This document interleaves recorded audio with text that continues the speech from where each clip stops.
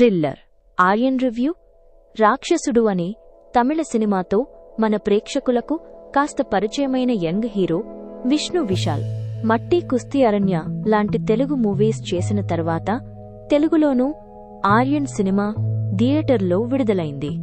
ఇప్పుడు OTT platform నెట్ఫ్లిక్స్లో తెలుగులో ఉంది. ఇంతకీ ఈ సినిమా ఎలా ఉందనేది రివ్యూలో చూద్దాం.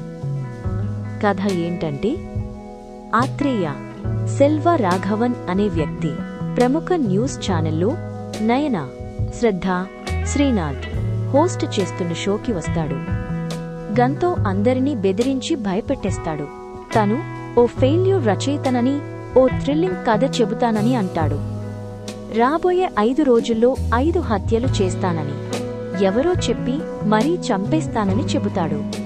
అలా చెప్పిన కాసేపటికే గన్తో కాల్చుకుని ఆత్మహత్య చేసుకుంటాడు. ఈ కేసుని పై అధికారులు పోలీస్ ఆఫీసర్ నంది విష్ణు విశాల్కి అప్పజెబుతారు. చెప్పినట్లే ఆత్రేయ చనిపోయినా వరుస హత్యలు జరుగుతూ ఉంటాయి. ఇంతకీ ఇదెలా సాధ్యం? ఆత్రేయ ఎవరు? వీళ్లనే ఎందుకు చంపుతున్నాడు? చివరకు ఏమైందనేదే మిగతా స్టోరీ. ఎలా ఉందంటే, సాధారణంగా మర్డర్ మిస్టరీ థ్రిల్లర్ అనగానే ఓ ఫార్మాట్ ఉంటుంది. హత్యలు చేసే విలన్ని చివర్లో చూపిస్తారు, లేదంటే విలన్ని ఇంటర్వెల్లో బయట పెడతారు.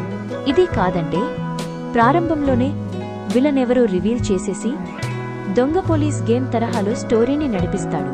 ఇవన్నీ కాకుండా సరికొత్తగా తీయొచ్చా అంటే తీయొచ్చు. అదే విషయాన్ని ఆర్యన్ దర్శకుడు నిరూపించి చూపించాడు. న్యూస్ ఛానల్ లైవ్ చనిపోయిన ఓ వ్యక్తి తరువాత 5 రోజుల్లో మనుషుల్ని చంపడం అనే డిఫరెంట్ పాయింట్తో ఈ సినిమా తీశారు. వినడానికి బాగానే ఉంది గాని మూవీ ఎలా తీశారా అంటే అదిరిపోయిందనే చెప్పొచ్చు. ఓవరాల్గా అయితే మంచి థ్రిల్లర్ చూశామనే ఫీలింగ్ కలుగుతుంది.